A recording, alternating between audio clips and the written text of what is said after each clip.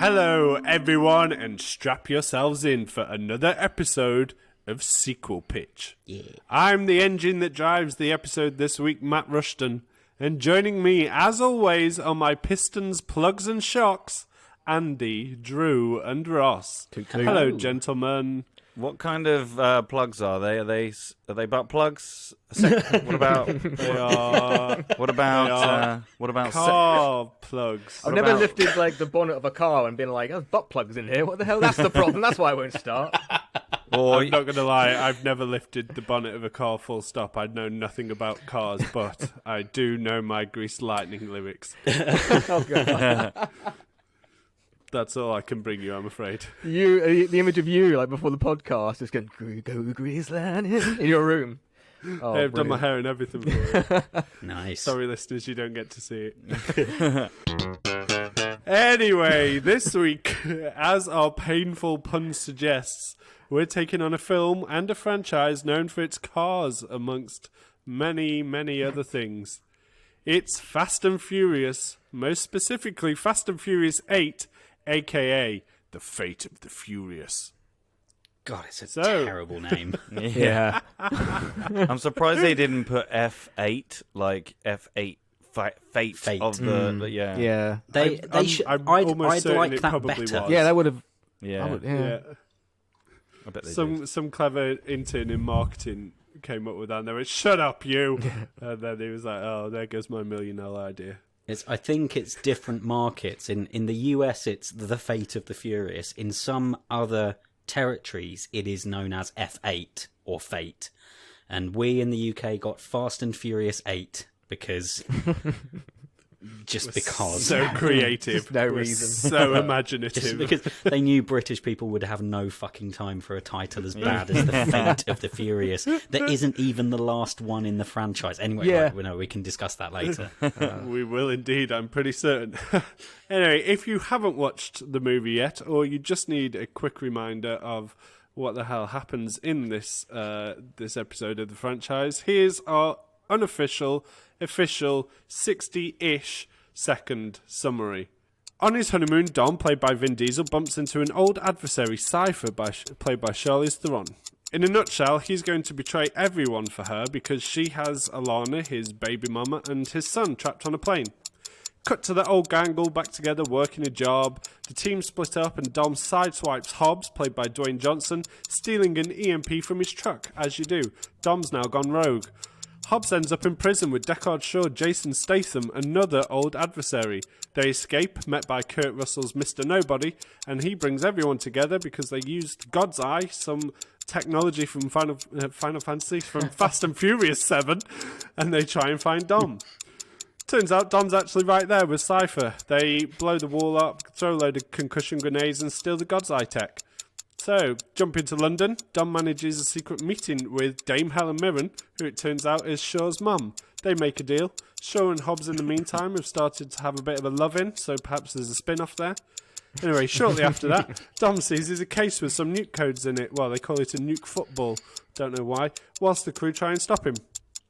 Dom shoots Shaw, but he can't shoot Letty, his wife. Not to worry though, Cypher's Viking friend Christopher Heavey turns up. He's known as Rhodes. He escapes with the case. Cypher orders Rhodes to kill Alana in front of Dom as punishment. She also explains why she wants to launch the nukes, and it turns out it's all to punish those international superpower governments. Mr. Nobody and Little Nobody, played by Scott Eastwood, give the crew some keys to a toy box. It's a garage full of cars, basically, and they can have any car, or in Ludacris's case, a tank, that they want. Cypher hacks a Russian submarine, carrying nukes, but the team prevent the missile launch because they're all action heroes. There's loads of action, loads of guns, cars, tanks, explosions, and a submarine chasing a load of them on ice. It's great, it's all classic Fast and Furious. Shaw's still alive, it turns out, and him and his brother, another previous bad guy, hijack Cypher's plane. All is explained in a great scene with Helen Mirren and Jason Statham sat around having tea and crying. Shaw saves baby Dom, and adult Dom switches back to the good side and saves everyone. Cypher escapes, but it's fine because Dom's alive and he's probably going to want to kill her sometime soon. Dom manages to destroy the sub and the crew protect him from all the flames and their cars. It's heroic, it's very powerful. Letty forgives the dodgy husband as well. The final scene, everybody's happy. Hobbs doesn't want his job as a cop back. Shaw and Dom are now mates after Shaw saves Baby Dom. And Big Dom, Adult Dom, reveals Baby Dom's name. And of course, it's Brian. The end. To be fair, that was There we more go. that was more Baby. entertaining than the film. So well done, Matt. Hey, Thank you. hey, the film is wonderful, okay? It's It is a wonderful film movie. It's a boring Fast and bonkers. Furious, which I thought I'd never say. What? Yeah, I was just really bored the whole way through. There was some good set pieces, but there wasn't like a Fast and Furious set piece. I mean, like, have you seen the trailer for 9? And they drive off a bridge, and somehow it gets like connected to the underside of their car, and they fling around the other side. Like we had the car barricade and stuff. We had the scene at the start, but I was just like, I don't want to say like soul, because I don't know if the other Fast and Furious. Well, they did kind of have a soul. This one just felt really like just, I don't know, empty. I felt like. We're going to come on to this in a little bit. I do want to ask about something, but I mean, I don't know if you watch the same movie. It's I feel like it's certainly furious, this film. There's a fucking submarine chasing a bunch of cars and tanks on ice. It's Yeah, so, that like, is- That was that's a a great. Die pretty another good day, set eat From your there heart to out. the end is great. but Whatever that's like, Brosnan can do, these guys have got tenfold on it. Yeah. it was very die another the day. the car zombie apocalypse in London. That's pretty intense. Yeah. scene. It's New York, isn't it?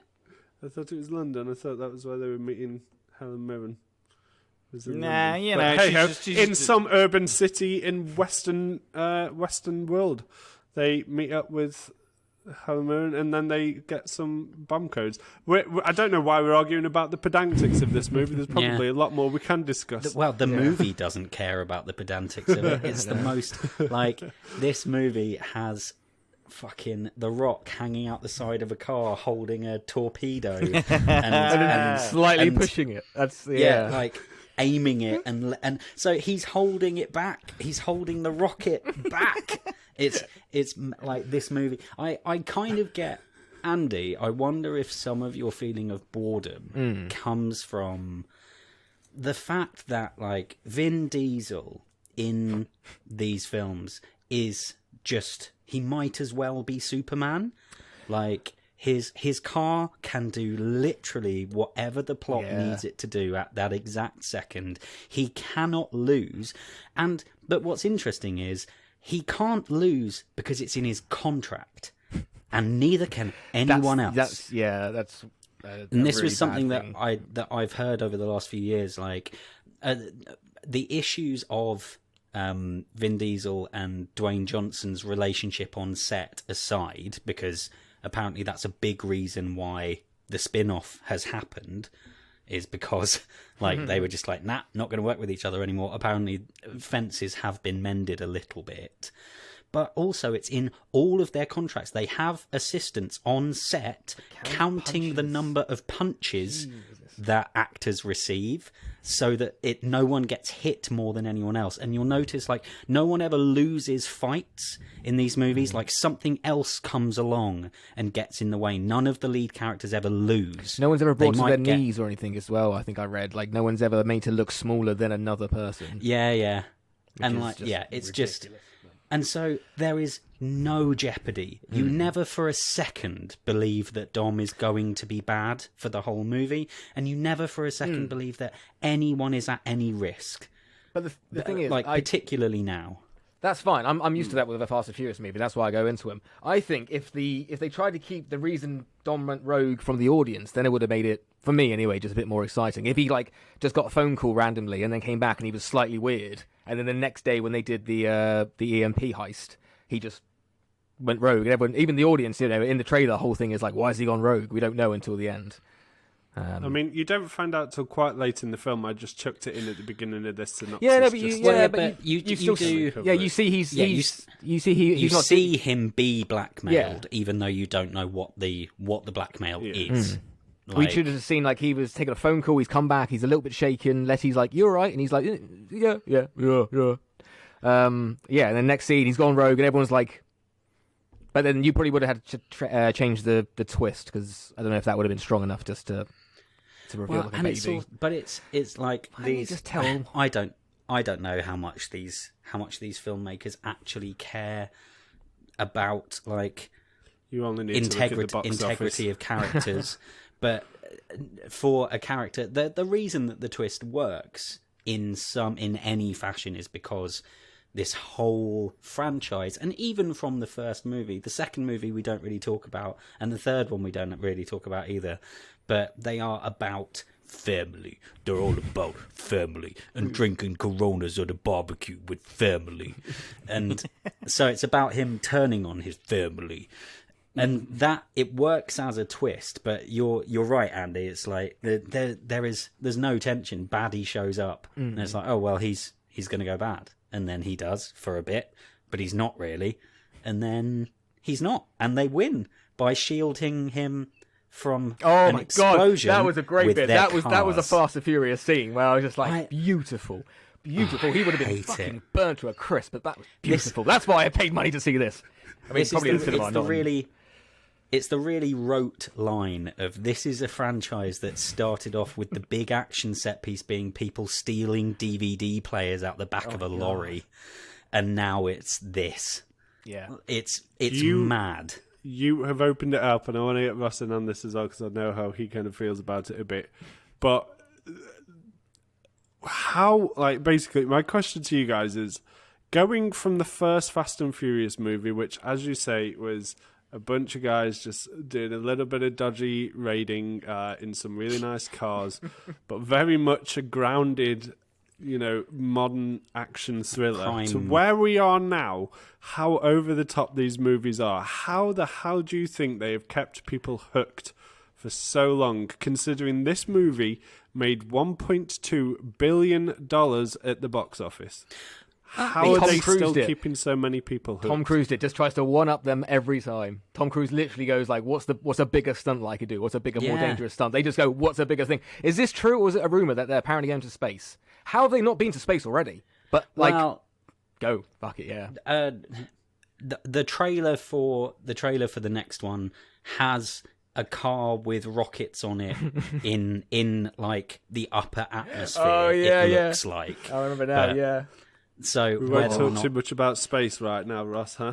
We might be talking about that in a bit, but we haven't heard very much from you at all. Do tell, what are your feelings on it, Ross? I'm a big fan of action movies, and I think this is the sort of modern day Commando type film, and I think that's why people like them, because they're so over the top, ridiculous.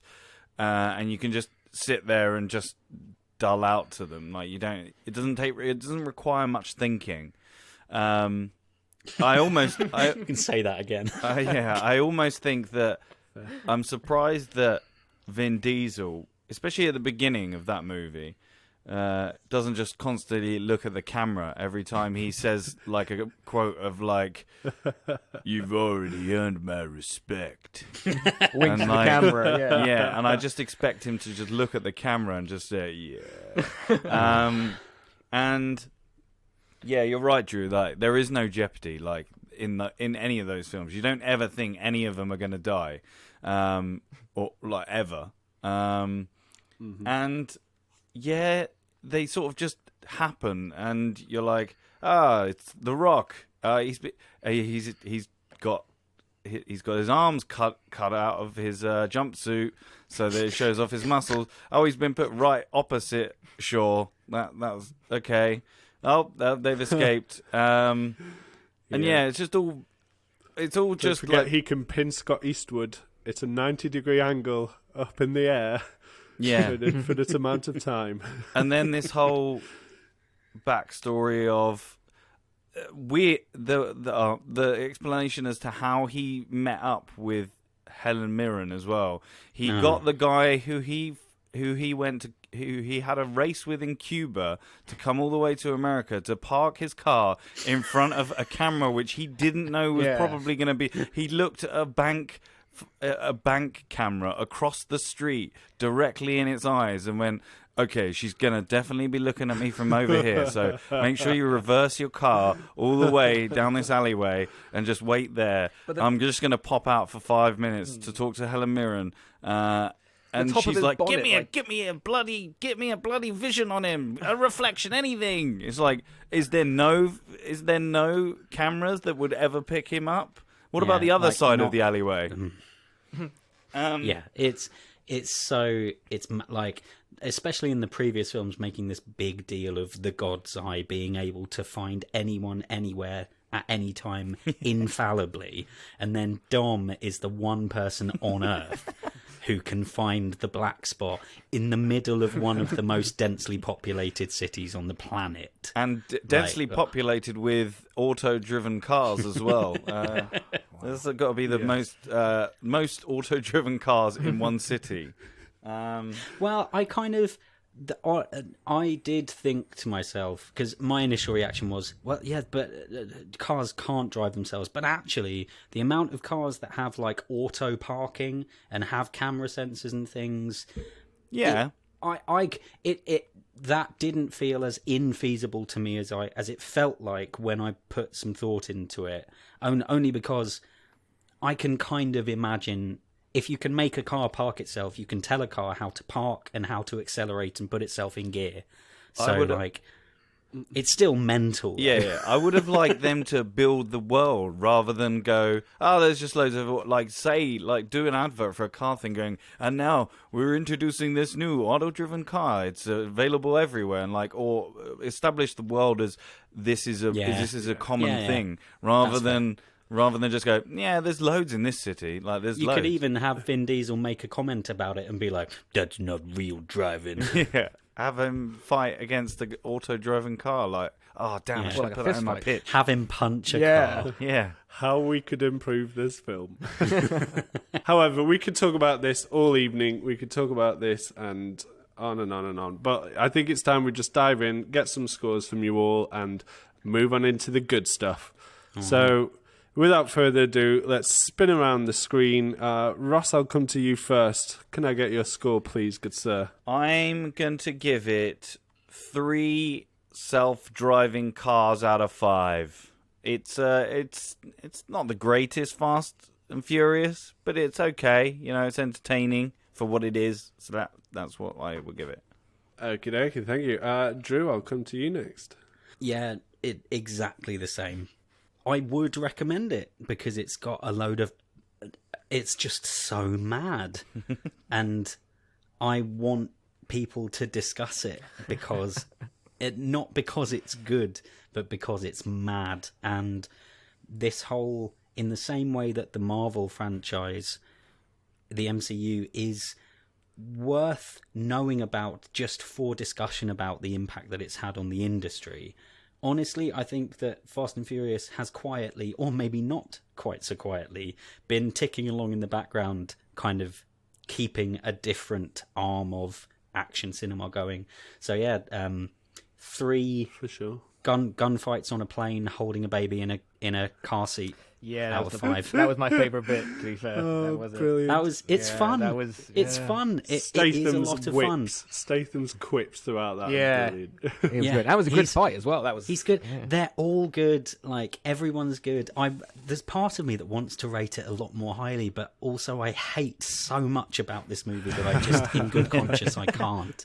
I love so much of it, and I hate so much of it. So middle of the road 3 for sure. Andy. Yeah, 3 as well. Can't say much more than the others. It's not the best. Definitely a recommendation because it's got some good bits in there.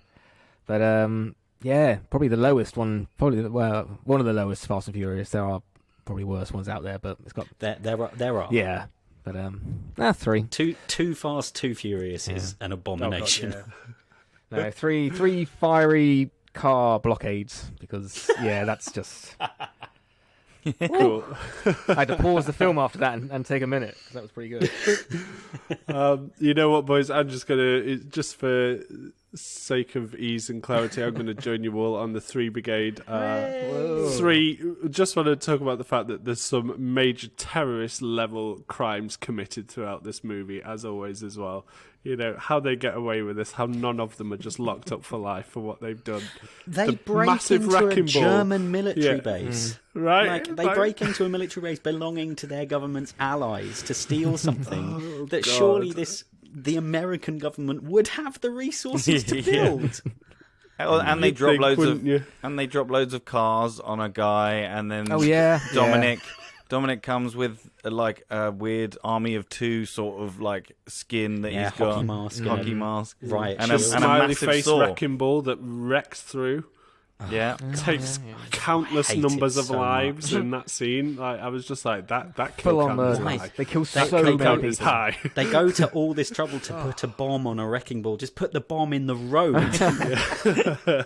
But hey, it is a Fast and Furious film, guys, and we have scored it a very, very simple 3 out of 5. It's our first unanimous score. Wow. As well. yeah, yeah. Listeners, you are welcome to judge all 4 of us, but at least we're in it together. At least we've Yeah. committed to this score together. We'd love to hear your thoughts on Fast Furious 8 and all the other Fast and Furious films, side films, and everything else coming up with it. Anyway, now let's rev those engines and burn that quarter mile. Sorry, another Grease Lightning reference. It's time to get your sequels pitched. As always, you will bring me your sequel pitch, not the script. And afterwards, I'll fire some plot-based and pressing questions at all of you. This week, we're going to start with Ross. Ross, All right. what is your title, please? My title is called Fast and Furious 9: Nos Time to Die. Take Oh, it. Ross, take the it win. away. That was amazing. Take it away. Oh, this movie, they say, this is Cuban Nos. And it's like, Nos is just Yeah, nitrous Cuban oxide. It Nos. doesn't matter that it's from Cuba. Sorry. Cuban nuts. The film opens and we see Dominic and Letty lining up to a race, but we only see their faces and we don't see the details of the car, but it looks like a convertible. We then have loads of fast cuts of their faces reacting to the driving. Then we hear a screech and Dominic looks angry. Letty laughs and the camera pans out and we see they're in go-karts in a theme park. Aww. Letty is with Dominic's kid in one of the carts, and Dominic is in the other. They reconvene and all laugh, a loving family moment. But then, all of a sudden, Dominic sees someone appear behind Letty. Uh-oh, it's Cypher. She pulls out a gun, shoots Letty dead, and then shoots... She shoots Dominic. He falls to the floor, seeing her take... and then he sees her take Dominic's kid and says, "Don't worry, he'll grow up living his life a quarter mile at a time." And she gets in a car and drives off. Dominic uses his manliness to man up and shrug the bullets off and To man the bullet out of him. he shrugs the bullets off and crawls to his car. Insert a 5-minute car chase, which ends up with Dominic crashing and the car blows up. Dominic then wakes up in a hospital bed. We hear a TV that a huge asteroid is going to miss Earth. Phew! Isn't that lucky? Maybe it's foreshadowing. Nowhere is looking at him. The guy Nowhere, not Nowhere. Yeah, Nobody. Oh, that's it. Nobody. Sorry. Nowhere was where they were. Yeah, I remember now. We learned that Letty unfortunately died, but Dominic was so manly that he survived. But not without change. He lifts up his arms, and they are robotic. We learn that Cypher is still at large and that she's planning something even bigger than the last movie. Dominic is angry and he says he needs help from his family. Cue next portion of the movie, getting all the old gang back together. Maybe doing Dominic doing some racing shit or something and attending Letty's funeral. Once they're all back, we learn that a warehouse owned by a huge corporation, Elon Tusk, has been broken into. They suspect it's Cypher.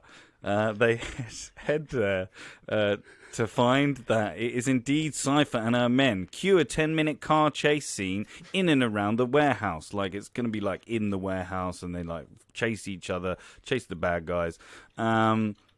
And then the gang learned that Cypher is stealing loads of revolutionary new cars and that can go to space with ease. Space cars. Dominic sees his kids sees his kid, fights Cypher a little bit, and manages to get his kid back, but fails to stop her, and she gets away in one of the space cars. He leaves the kid behind with one of the other people. I don't know who yet. And then the team have to take chase, but they only have like the old versions of the space car, so they're kind of shit. What's his name? What's his bloody name? What is his name? The one that always everyone Tyrese. takes the piss out of. Roman. Tyrese. Roman. Yes, Roman has a really Oh, no, shit sorry. one, and they all make fun of him because it's like it goes or whatever. Anyway, so the team see that Cypher. Oh wait, hold on, sorry. Cue another space car chase scene as they're like sort of going into space. They see the team and the gang see that Cypher and her men are heading towards the asteroid, as mentioned earlier on the TV. and they start to move it using their rocket-fueled cars in the trajectory back into the path of Earth. So Dominic ends up trying to kill Cypher somehow, and I don't know how, I couldn't really remember. And then flies towards the asteroid and jumps out of the car at the last minute and blows.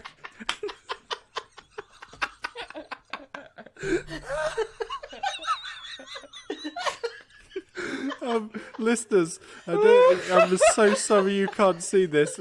We have never, in all of our episodes, had an episode where people can't actually stay on screen because they're crying with laughter right now. Ross, do continue. Dominic jumps out of the car at the last minute and blows up the asteroid. Dominic is left there in space, dying. Cut to black. End of the movie. But he doesn't actually die, so it may lead on to another one. I mean, I thought you were going to have him survive re-entry, so...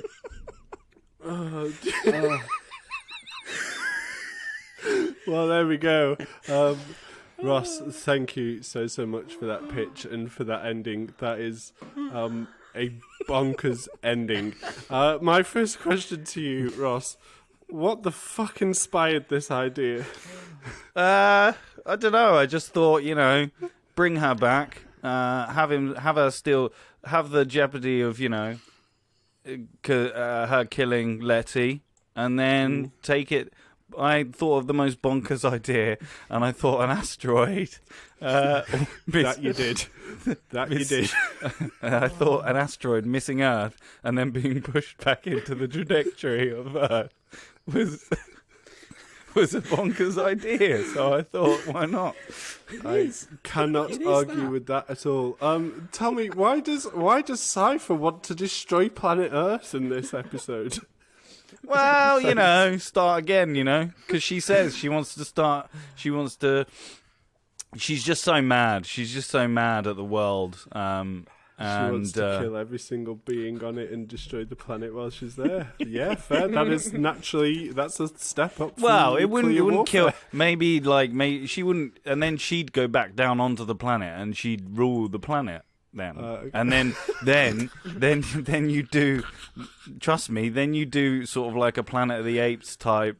Fast and Furious for the next one, where Dominic, the cars take over the world, where Dominic, and it's actually part of the Pixar universe.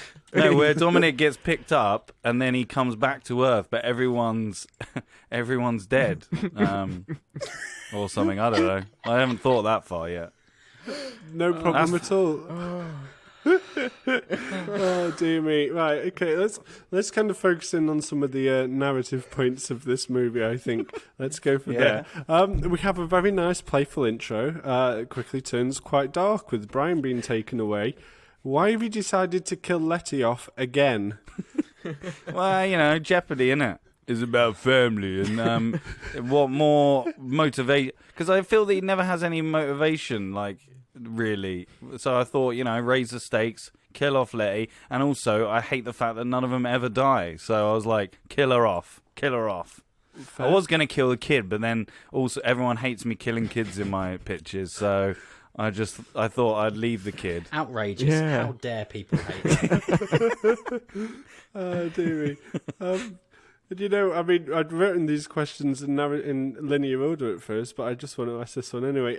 They also take another interesting turn in the hospital, and prior to everything else that we hear at the end of this movie, do you think that there's a risk that robotics may have gone a little bit too far for a mid-scene sequence? Well, I was gonna have it like him. I was going to focus on like him learning how to drive again with robotics arms, and like him being really like having to adjust to having robotic arms. But I didn't have that chance to expand on that in my pitch, unfortunately, because I just write the pitch. I don't write the script. That's fine. We can work it in the street races that you've put in there. I see. Yeah. He's like. Yeah.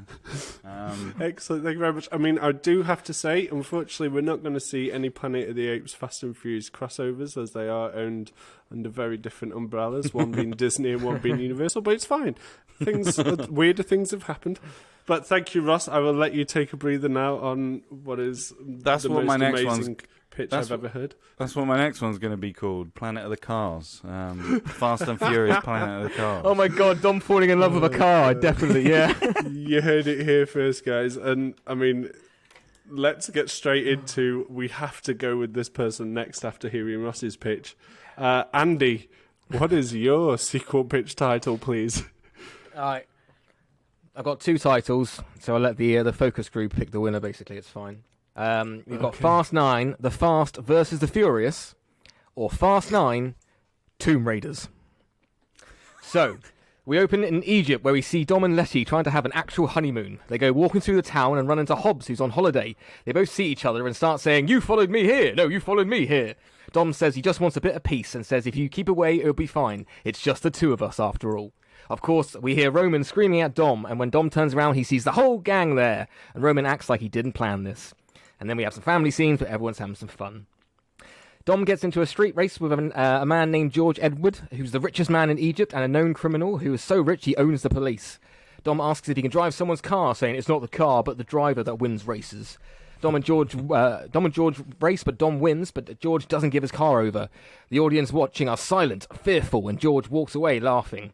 That evening, Dom forms a plan with the gang to break into George's mansion and steal the car.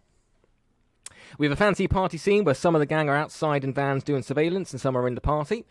Roman tries to be cool, but he's overwhelmed by the food and the women and the decor and the women and the drinks and the women. Dom, Letty and Hobbs either break into the house or they can enter all fancy-like with Roman. And Dom, Letty and Hobbs find their way to George's bedroom looking for his keys. And we can have an optional garage scene first where they try and find the keys there. And we see loads of pretty cars. While looking, Dom finds George has a lot of books and research on old Egyptian emperors, and one in particular, Rasmus XII, an emperor who went mad with power and tried to perform a ritual that would have made him more powerful than a god. But the ritual was interrupted and Rasmus was stopped and mummified, being buried under a pyramid with the 3 magical stones he needed and lost. Suddenly, the room gets swarmed by guards, there's a fight, and Letty and the Rock manage to get away, but Dom gets taken. The Rock and Letty go back and tell the gang what happened, but they say they don't know where Dom is. Just then, we hear a voice in the shadows. "If you need to find a shifty-looking place, I know where every shifty place in this country is." And the gang turns around to see motherfucking Rick O'Connell. Yeah, when we're crossing over with the Mummy franchise. Rick takes the gang to his bar and to gun up, and they all take a car that Rick owns, but Hobbs goes for a suit-up Jeep.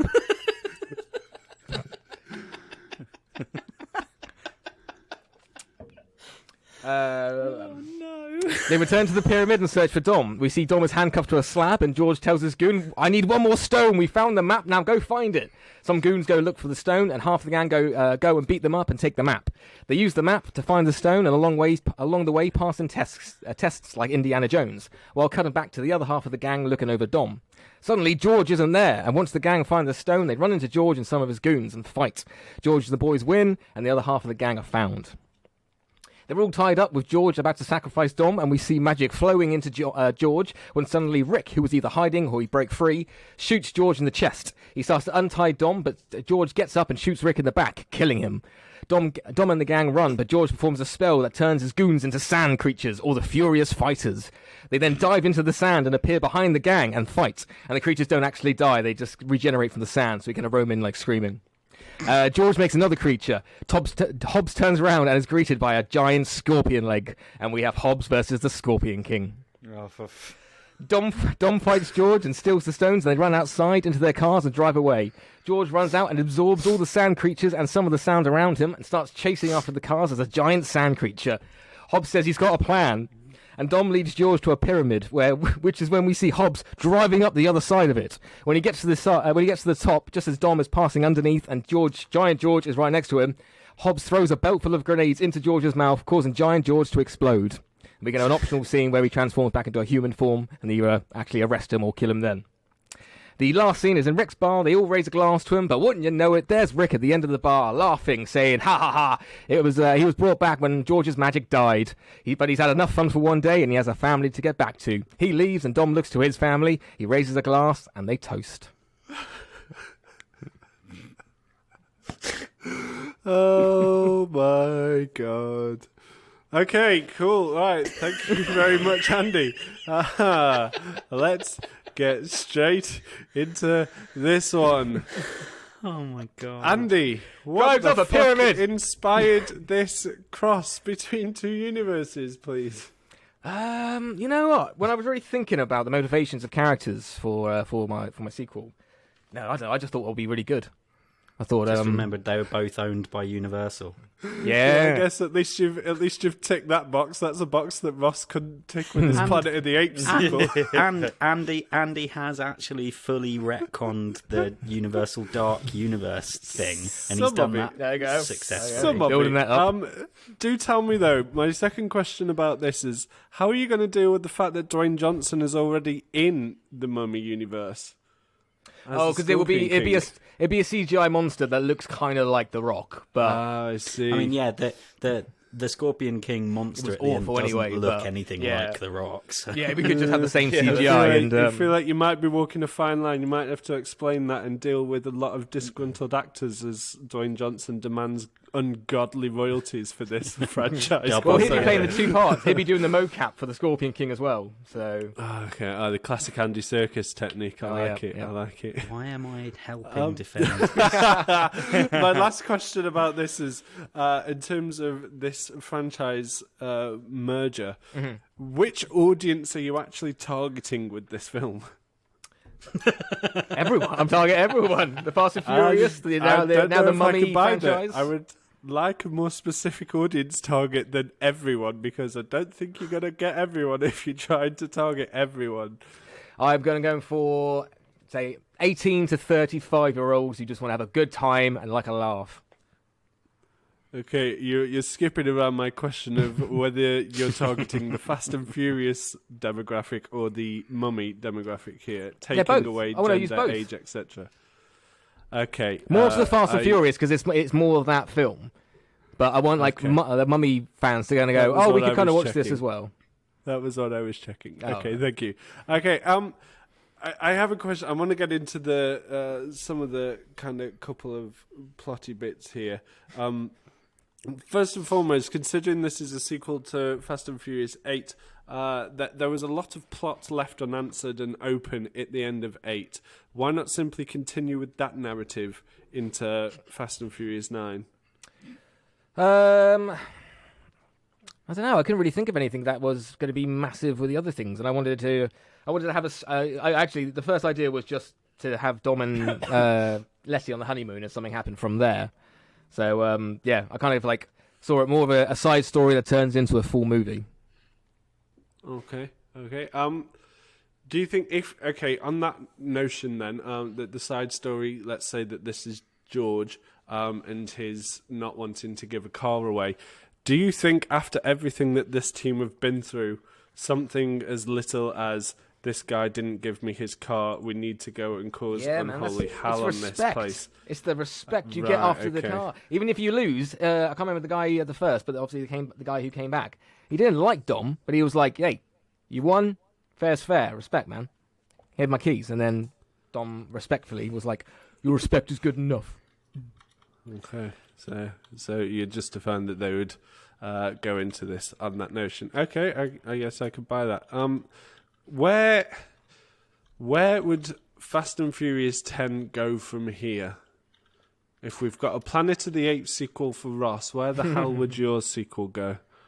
Mine would go after 8. Like I say, mine's like... Think of it as after a this small... movie. Sorry, after your pitch. What's the movie that comes after your pitch? Oh, well, I don't know. I mean, they can go back to, say, The God's Eye, and we can have actually, say, the John Cena film that we're having now. This I wanted to, just a little side story, but big enough to be world-ending. So after Magical Sand People, we're going back to what we'd call normality. Okay, cool, okay. Thank you. Imagine going back to that after fucking giant Scorpion King. Like, everyone would be like, "Oh, this is shit. This one compared to the Scorpion King." I don't know, man. If they go into this space in the next one, then I'll be fine. I don't know. I'm not writing that one. I'm writing this one, Matt. I don't care about 10. That's another person's problem. Okay, that's fine. Quite combative, but fine. On that note, I'm going to move swiftly on to our final picture of the evening.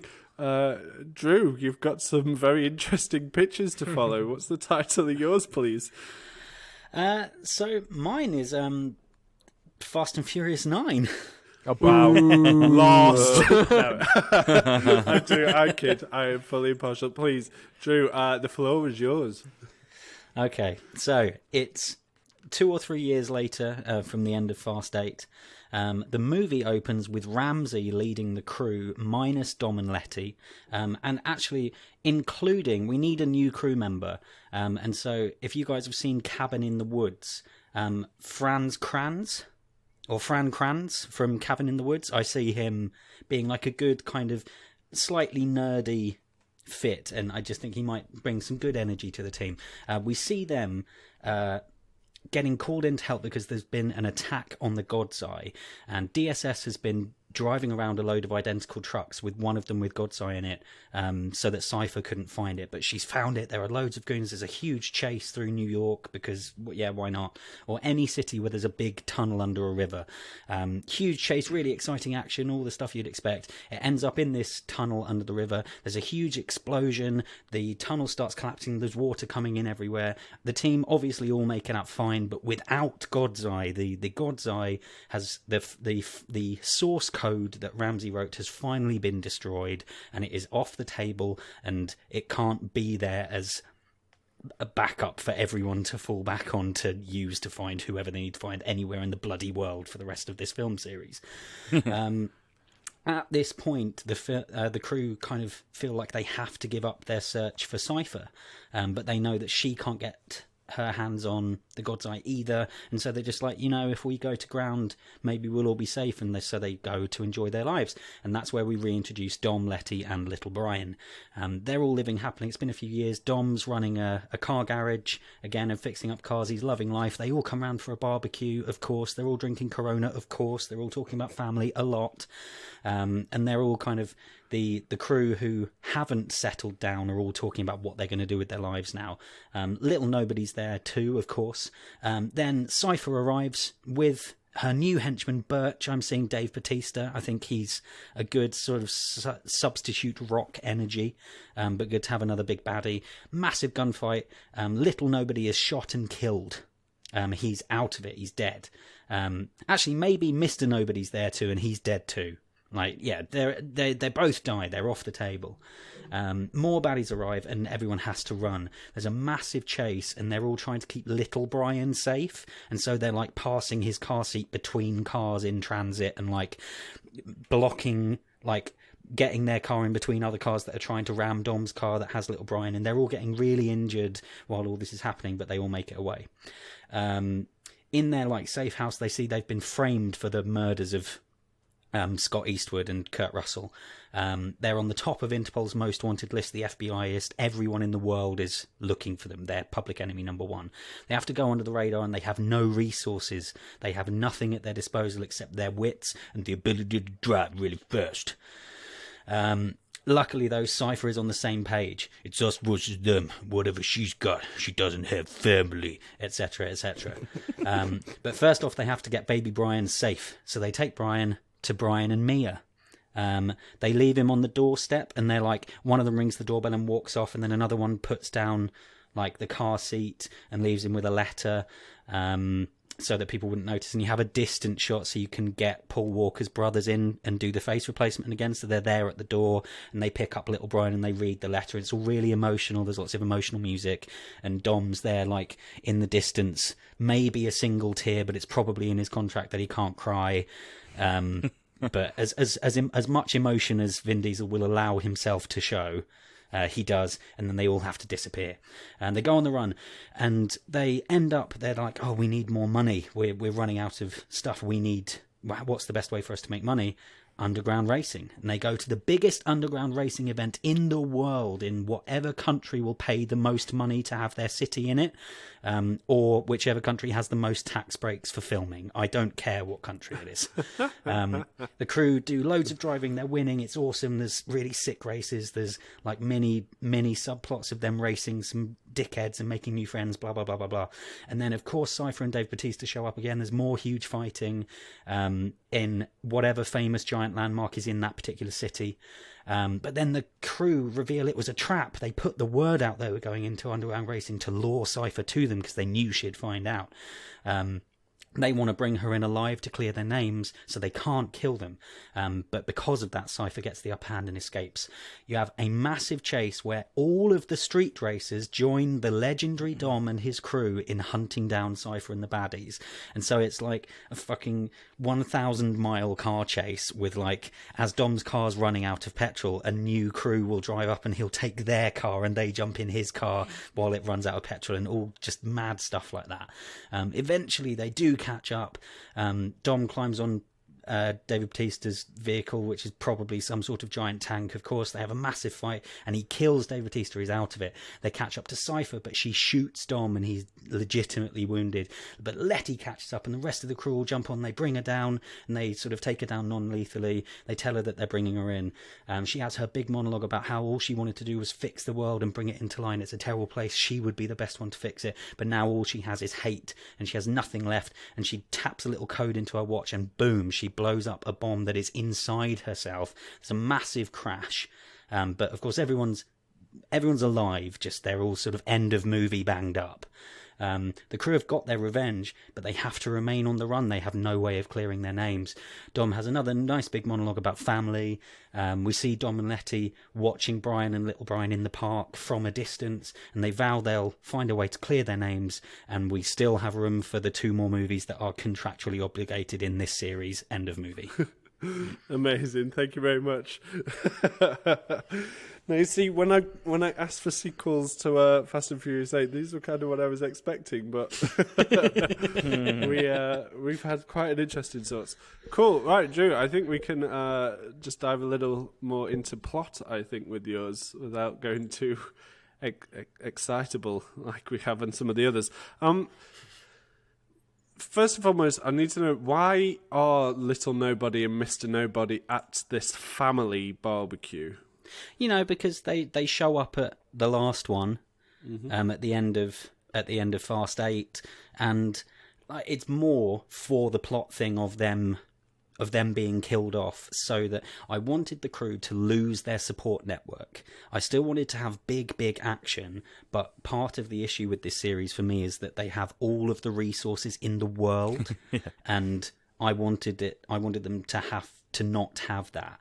And so you kill Little Nobody and Mr. Nobody, and have them blamed for it. And so in one fell swoop, they lose their 2 backers, and they have everyone else in the world hunting them at the same time. And because they showed up at the end of the last one, and they're all pretty pally with them, I feel like it kind of plays like maybe Mr. Nobody shows up to give Little Nobody a briefing, and Cypher was tailing him. Okay, nice.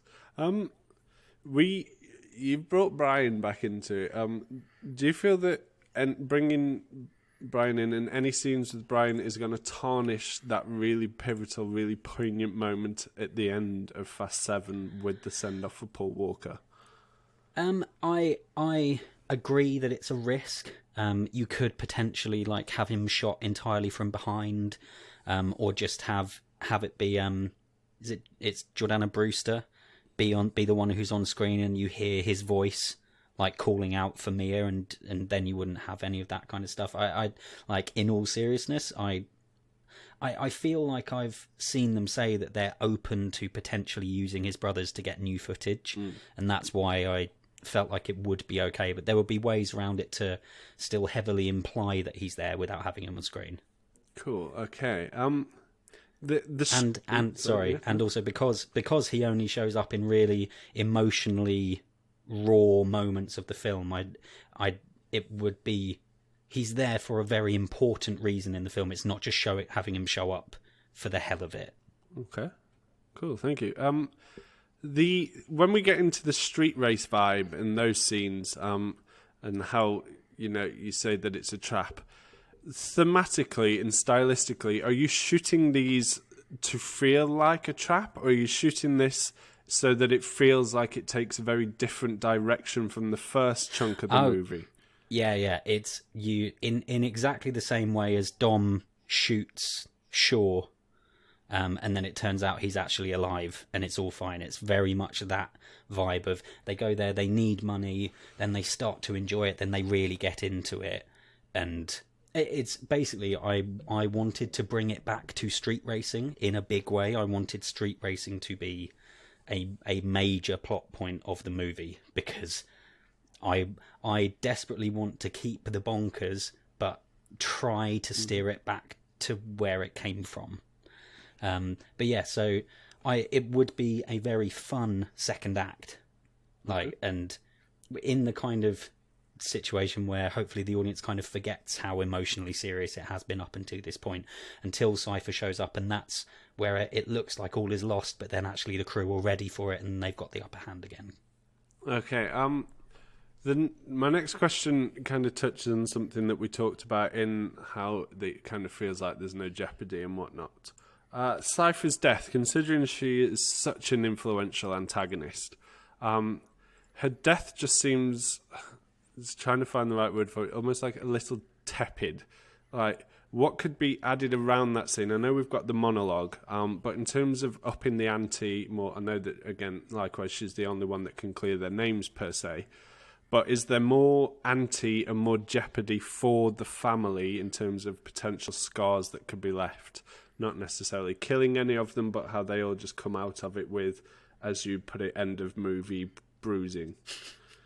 I mean, it for me, it was her having shot Dom and being in a position to finish him off that would fulfill that, as far as I was seeing it. But frankly, like, I mean, Ludacris looks like he's getting bored of doing these films, so maybe she kills him. I'm like, and any of them who fancy getting out of their contract, maybe you kill Fran Kranz because he's the newbie. But yeah, it's when I was trying to come up with the pitch, I very nearly went to space, and I'm being deadly serious about this. I nearly was like, right, okay, so they go to space in this one, but then they end up destroying, like, Cypher destroys the satellite network for all global communications, and so the world falls into anarchy, and then it's up to them to restore balance to the entire fucking world. And I was like, so that would have been, it was either go even more bonkers in that direction, or take it the opposite direction. And my pitch for this would be for the final two movies in the franchise. In the franchise, it's them clearing their name. That's the final two. Like, perhaps even 10 is them clearing their name, and 11 is the soft reboot where it's them, like, it's them setting up, it's almost a smaller movie that's them setting up a street racing circuit and bringing in all the new characters, and it's all of the old characters driving off into the sunset with the new characters there ready to take up the mantle. Brilliant. Okay. Wow, there you go. There we have it. 3 very, very different pictures, I think. Thank you for that, and thank you for a very enlightening episode for me. I do have some thinking to do. There's quite a lot to ponder here. And so whilst I do that, you, of course, now get your time to try and convince me why it is that yours is best. And as we have learned recently, these debates do sway the house from time to time. So do make your arguments clear and concise, please. The floor's yours, boys. The floor's yours. Go for it. I mean, Andy, I'm going to start with you. The only notes that I made for Andy's are me writing "What is happening," and then in all caps, "What is happening." But, like I can't say. I don't know that I could say any more to make you not pick Andy's that Andy hasn't already said when he pitched it. To be fair, I didn't. With the best will in the world, I love it. It's bonkers, and I see where he's going with it, but it's too far. Likewise, Ross's is also too far. It's not quite as too far, or maybe it's too far in a different direction.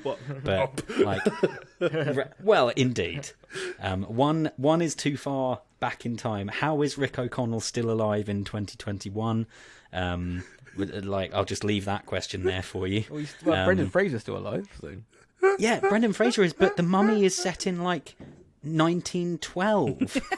It's set before World War He's got One. magic in him. I mean, fine, Yeah, can't argue with but that. there is not magic in the Fast and. I suppose you could argue that Mine's there is got definitely magic in Fast and Furious because they're all still alive at this point. But yeah, like Ross's, like the mental thing is, I can see Fast 10 doing a lot of what was in Ross's script, but I don't want that. I think you should go for the one that continues the storyline as it was set up in a more grounded way, that is trying to take the series back to its roots whilst honouring the bonkers action, but keeping it on Earth. Cool. Ross, what do you have to say to that? I think you should pick mine because you all enjoyed listening to it, and I guarantee you'd enjoy watching it. I think it would be a great movie, and it would be a treat. I think Drew's is going the opposite way, which is, could be good, but I think judging by the success of the previous films, bigger is better, and I feel bringing, however way you do it, bringing Paul Walker back would be a disservice and works against you. Whether you change that or not is up to you. But yeah, I just don't know. It just wouldn't land for me. But and I feel that Andy's is as bonkers as mine, if not more bonkers. And I like the fact that he wants to go back to just doing the stuff about the eye after this one. Like, people would just be like, "What's like?" Which but I also I just think it's too bonkers. I love it. And I feel really mean for having said what I said about Andy because I loved it. I love it. But anyway, sorry. Ross. And I think that's why you should pick mine, because I carry the storyline on and go a stupid way with it, and it's bonkers. And it doesn't have to. The next one doesn't have to be Planet of the Apes, but it could be that he's picked up by aliens, and then he has to learn how to drive an alien's car, or whatever, Or we have a scene reminiscent of Thor slapping into the side of the Guardians. Yeah, and then it's a crossover with Marvel. So that's why you should pick mine. Oh, okay, thanks, Ross. Andy, It would be a baller move. It would be a baller move to have robot arms Vin Diesel be in Guardians of the Galaxy with Groot, who he also plays. Yeah. I love Ross's. I do just think it's a bit too far-fetched. There's too many things that impact the... It's too far-fetched for me. Yeah. Too many things that impact the rest of the films. Drew's got a lot of set pieces, but not a lot of, massive... I say, I enjoyed Ross's. Drew's was there's a lot of, a bit snory, a little bit. I agree. Leave Paul Walker alone. A lot of yours takes place in the street racing, but does that have relevance to the film? Because they need money, but they don't actually use the money because they get. No, because they never actually needed money. They did it to draw out Cypher. Right. Okay. So how long is that piece going to be though? And then we only need. It's like the entirety of Act 2. So that's a lot of time, but then when we need like a lot of time for exciting street races and character drama. Yeah, but we meet new characters that don't actually matter in the third act, and we yeah, they do. They help them catch Cypher. All of the stuff I was talking about are them as like all of the street races helping to chase down Cypher. So the reason you should pick me.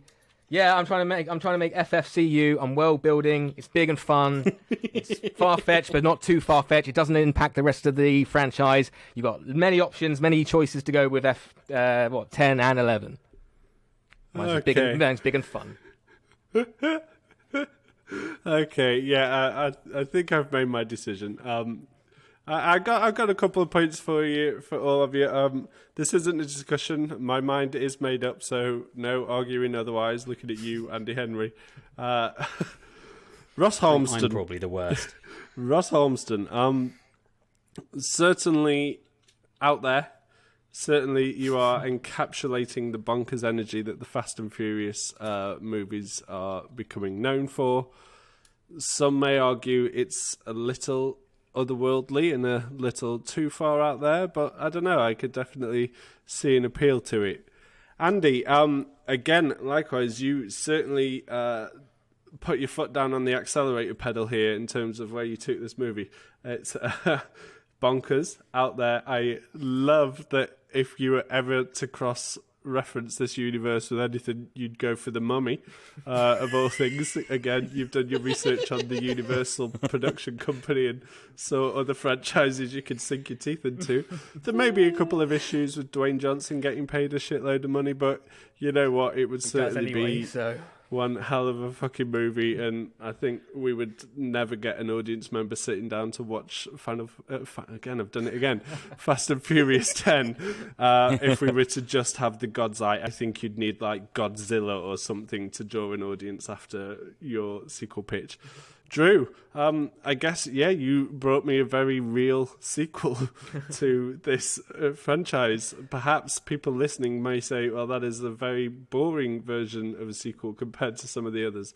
But I did really like that you keep a very honest story. You keep a story that feels in keeping with the Fast and Furious franchise and something you could expect. I also feel that perhaps the Paul Walker thing, perhaps the way of getting around that is that you would see the baby, you'd see Brian left at a house without revealing the characters, and then perhaps at the end for that monologue, you could have Brian in the distance, and that's the only time that he's revealed to make that point more poignant if you were to bring Paul Walker back at all.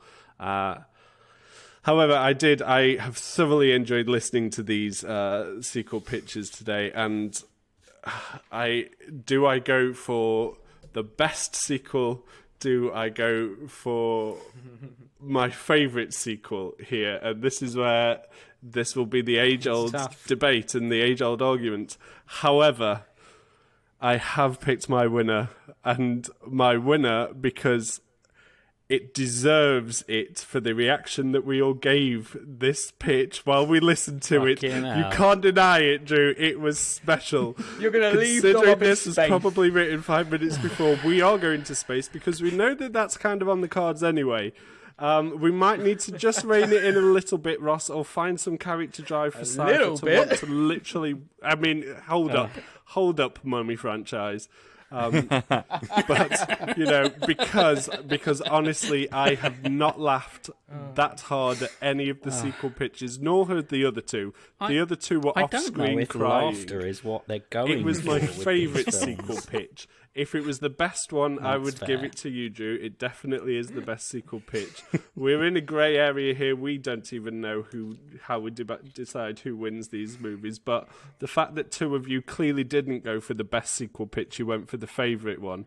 I feel like this week we have to give the winner of this week's episode to Ross Armstrong for my favourite sequel pitch. To be fair, you had me on the Well name, done, man. Ross. So fair play. Yeah. You could have rocked up with a name, and I would have been like, "You've got it. You've got me beat." Fast and the Guardians. So there we thank have you. it. Thank you, Ross, for that rather special 5 minutes. So what are we watching next week, Ross? Big up.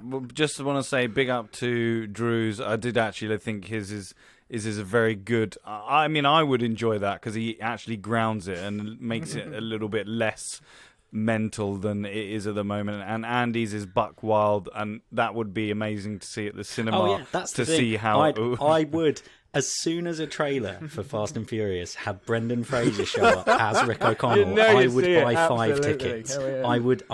I would be The Rock Yeah, driving I up a can't deny pyramid, that. like you can just see that at the end of the trailer, can't you? Yes, you can. and then ramping off into space. yeah. And then maybe having him come face to face with himself. What, like Scorpion's climbing up the pyramid behind him? Yeah. Oh, good God. Right. But no, come on, Ross, tell us, what are we watching next week? Next week, we will be doing a very special franchise, and that's dear to my heart. The movie, not so much. We are going to be doing a sequel to the 2008 Indiana Jones and the Kingdom of the Crystal Skull. No, because that means we actually have to watch Kingdom of the Crystal Skull. No. Ross, And, change it. and for the listeners, we have our tease. first special guest on next week. So excited. Well, there we have it, everybody. It is crazy to think that we are 17 episodes into Sequel Pitch already. If you guys are enjoying it as much as hopefully you can tell we are, please help us to get our names out there and reach more ears by reviewing us on iTunes, by following us and hitting those share buttons on our social media channels. You can find us on Twitter and Facebook at Sequel Pitch and on Instagram at Sequel Pitch Podcast. Thank you for listening once again. And with that, it is goodbye from Brendan Fraser himself, Andy Henry. Goodbye. Goodbye. Goodbye from our anchored pitcher this week, Drew Toynbee. Goodbye, everyone. I think I've burst a blood vessel from laughing. And it's goodbye from our winner and spaceman himself this week, Ross Armstrong. Goodbye. And of Space course, cowboy. it's goodbye from me. Goodbye. This is Vin Diesel to Major Tom. I'm floating out in space.